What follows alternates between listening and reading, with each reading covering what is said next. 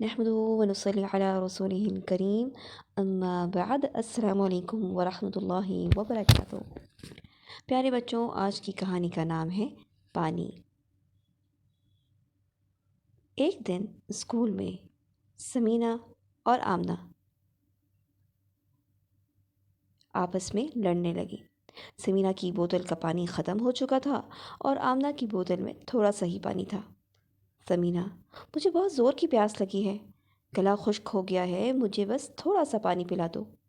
آمنہ: میرے پاس یہی پانی بچا ہے اور اگر مجھے پیاس لگی تو میں کیا کروں گی؟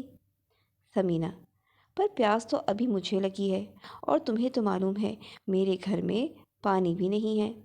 آمنہ: اب تمہارے گھر میں پانی نہیں آ رہا تو میں کیا کروں؟ میں تم کو اپنا پانی کیسے دے دوں؟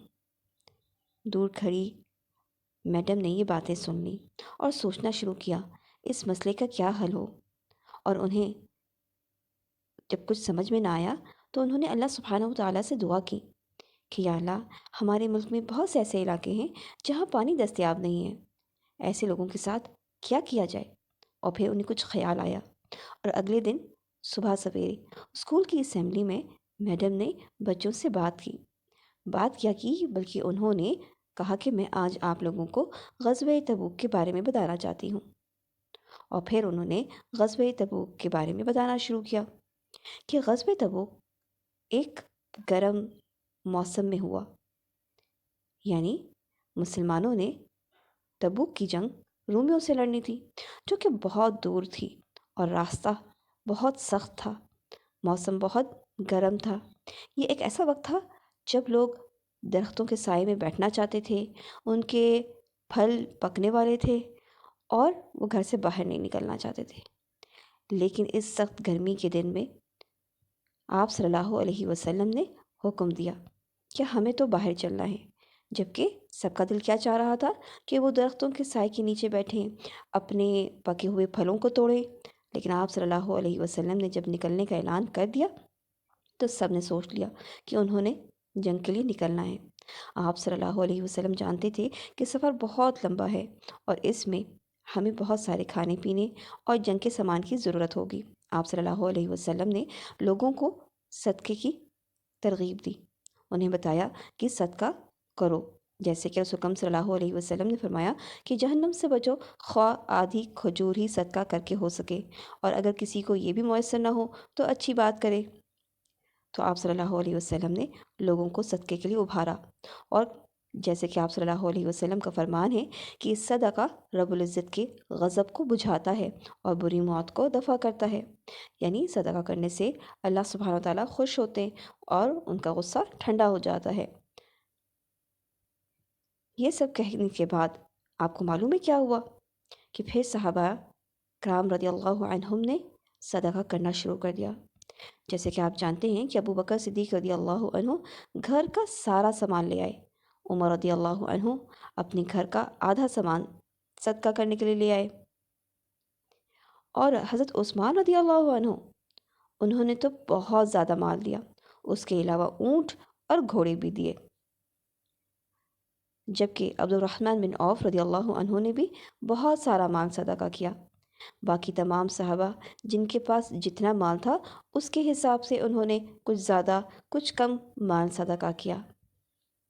لیکن ایک صحابی ابو عقیل رضی اللہ عنہ، انہوں نے رات بھر مزدوری کی، اور رات بھر مزدوری کرنے کے بعد انہیں جو اجرت ملی، جو معاوضہ ملا، جو سیلری ملی، وہ کچھ 1 یا 2 ساعت تھی، اور انہوں نے کیا کیا، اسی کی آدھی کھجوریں جو ہیں رسول اکرم صلی اللہ علیہ وسلم کو لا کر صدقہ کی۔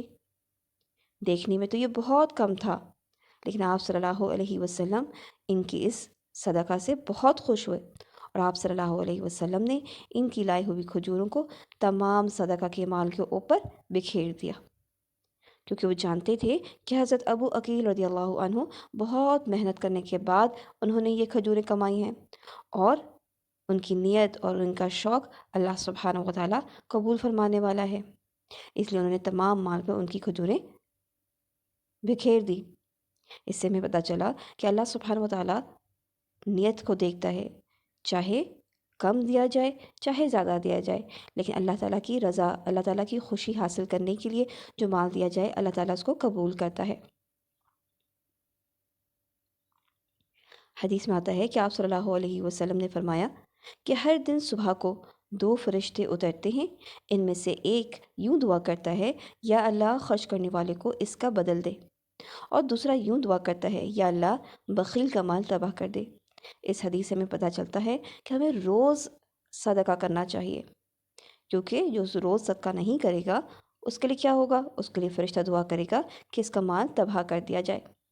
اس لیے ہمیں لازمی روزانہ کچھ نہ کچھ صدقہ کرتے رہنا چاہیے۔ پیارے بچوں، یوں تو ہم ایک کہانی سنا رہے تھے، لیکن آپ لوگ جانتے ہیں کہ ہم سب آدم علیہ السلام کی اولاد ہیں، اور اس طرح ہم سب انسان ایک دوسرے کے بہن بھائی ہیں، اور ہمیں ایک دوسرے کا خیال رکھنا چاہیے۔ ہمارے ملک کے علاقے گوادر کے لوگوں کے پاس پینے کا صاف پانی نہیں ہے۔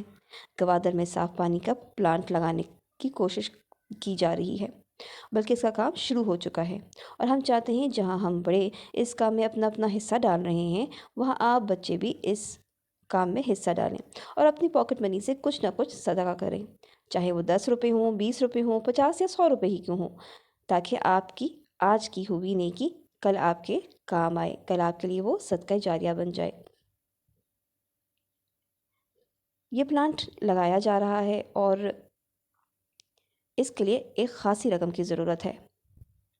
اگر آپ سب بچے بھی اس میں اپنا حصہ ڈالیں تو بہت ہی اچھا ہوگا۔ جیسے کہ آپ سب جانتے ہیں کہ نبی کریم صلی اللہ علیہ وسلم سے پوچھا گیا کون سا صدقہ افضل ہے، تو آپ صلی اللہ علیہ وسلم فرمایا پانی پلانا۔ تو کیا آپ سب سے اچھا افضل صدقہ کرنا چاہتے ہیں؟ اگر آپ بھی افضل صدقہ کرنا چاہتے ہیں تو پھر آپ ہم سے رابطہ کر سکتے ہیں۔ رابطہ کرنے کے لیے آپ اس اکاؤنٹ نمبر 0321569268 ٹائٹل زبیریہ جیسے اکاؤنٹ میں پیسے بھجوا سکتے ہیں، یا پھر آپ اپنی گروپ ہیلپر سے بھی بات کر سکتے ہیں۔ سبحانک اللہم و بحمدک، اشہد ان لا الہ الا انت، استغفرک و اتوب الیک۔ السلام علیکم ورحمۃ اللہ وبرکاتہ۔